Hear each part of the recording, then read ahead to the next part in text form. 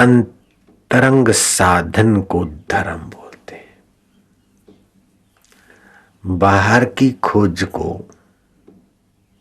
ऐहिक विज्ञान बोलते हैं, लेकिन अंतःकरण को ठीक ठाक करने के लिए जो विज्ञान है उसे धर्म बोलते हैं।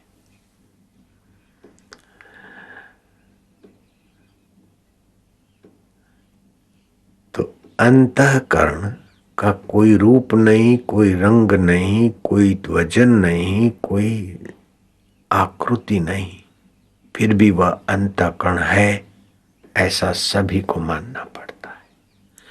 विज्ञानी लोग मन की कल्पना का नाम मनोविज्ञान रख देते। मनोविज्ञान क्या है? मन की कल्पना ही। लेकिन भारतीय संस्कृति, हिंदू धर्म ने तो इससे भी बहुत बहुत आगे की बातें कह दी, लाखों वर्ष, करोड़ों वर्ष पहले। फ्राइड का मनोविज्ञान उसकी रुग्ण मानसिकता की खबर दे रहा है। वो बचपन में अपनी मां पर कामी हो गया था, तो उसने वो ऐसी कल्पना जोड़ दी कि लड़के को मां पर काम विकार होता है, लड़की को बाप पर होता है।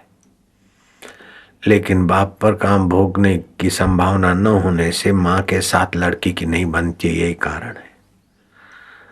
और बेटे का मां के प्रति काम विकार होता और बाप आड़ा आता है, इसलिए बेटे और बाप की नहीं बनती, और समाज में ऐसा दिखता भी है। दिखता है तो रुग्ण मनोविज्ञान कहता है कि ये कारण है। लेकिन नारदीय मनोविज्ञान, वशिष्ठ मनोविज्ञान, पातंजलि मनोविज्ञान, हिंदू धर्म का मनोविज्ञान कहेगा कि बेटी मां के संग रहती है, तो मां उसको अपने ढांचे में डालना चाहती है, और बेटी का अपना अहम है, तो मां उसको रोकती है, टोकती है। तो मां के मान्यता का और बेटी के अहम का टकराव होना स्वाभाविक है, इसलिए बेटी मां से कतराती।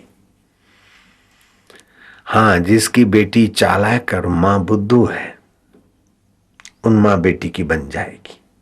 अथवा जिसकी बेटी के अहम ढीला है और मां का समझाने की रीत मनोवैज्ञानिक है, बेटी देख ऐसा नहीं, ऐसा ऐसा, तो उनका मेल हो जाएगा। झगड़े कहां होते हैं? अहम टकराते, इसी का नाम झगड़ा है। जैसे कयादू का पति का अहम है कि मैं ही भगवान हूं, राजा ही भगवान होता है, और कोई भगवान विष्णु विष्णु नहीं होता, मेरे भाई को मारने वाला विष्णु भगवान नहीं, उसका पूजन नहीं कर रहे। और नारद जी की कृपा से कयादू के गर्भस्थ बालक प्रहलाद में भगवान की भक्ति थी, और प्रहलाद भक्ति संपन्न बालक जहां कुछ देखता है तो वहां उसमें ईश्वर की सत्ता, ईश्वर की स्फूर्ति, ईश्वर का चैतन्य, ईश्वर का आनंद और ईश्वर ही ज्ञान स्वरूप है। और वही पाप ताप को, दुख को हरने वाले हैं और अपना सत्व भरने वाले, इसलिए उन्हें हरि कहते हैं। वही नर नारी का अयन आत्मा होकर बैठे, इसलिए उसे नारायण कहते। वही अच्युत की लीला है, जो कभी अपने पद से, अपने अस्तित्व से च्युत नहीं होता। शरीर अपने अस्तित्व से च्युत हो जाएगा, मर जाएगा। नेता अपने कुर्सी से च्युत हो जाएगा, सेठ अपने धन से च्युत हो जाएगा। बड़े बड़े लोकपाल, जिनकी कल्प तक की आयुष्य थी, ऐसे लोग भी च्युत हो जाते कल्प के अंत में। तो वो अच्युत दूर नहीं है, वो केशव है, वासुदेव है, अभी हमारे साथ है। उसी अच्युत की सत्ता से मेरी जीभ बोल रही, उसी अच्युत की सत्ता से आपके कान सुन रहे, और वही अच्युत आप और हम पर प्रसन्न है, इसलिए अपनी कथा करने का, सुनने का अवसर दे रहा है।